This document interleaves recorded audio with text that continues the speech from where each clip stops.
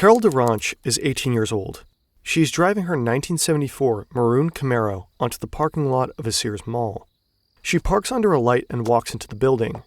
Carol is looking for books and stands just outside of Walden's bookstore when a man approaches her. He introduces himself as Officer Rosalind from the Murray Police Department. He is polite and well-dressed. "Someone was trying to break into your car," he says. Then asks the woman whether they should check if anything is missing. She agrees and they both go back to the parking lot. Carol looks into her Camaro, but everything is there. The police officer tells her that the suspect is back at the police station. If she joins him, they could file a complaint.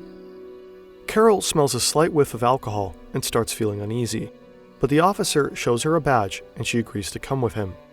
They go to the officer's vehicle, but it's not a police car. It's a tan Volkswagen Beetle. Maybe he's undercover, Carol thinks.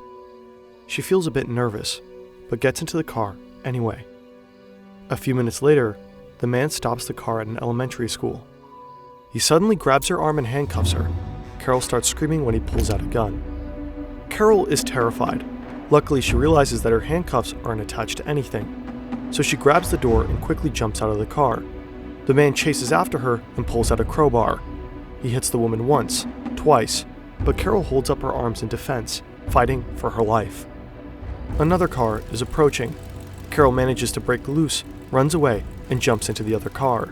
She goes straight to the police and reports the man who introduced himself as Officer Rosalind and his Volkswagen tan Beetle. Bob Hayward is so unsettled by the man he arrested, the next day he mentions him to his brother, Captain Pete Hayward, a homicide detective. The detectives at the Salt Lake County Sheriff's Office immediately recognize the car. A year ago, a woman in Seattle reported suspicious behavior by her boyfriend. She saw an eyewitness drawing from a kidnapping that looked just like him. The woman's boyfriend also had a tan Volkswagen. 10 women have gone missing, and the man is on the list of suspects. The detectives start connecting the dots and invite Carol to a police lineup. 8 suspects in total are standing in line, including the man Bob Hayward arrested a few weeks ago. When Carol Durant sees them, she immediately identifies the fake officer.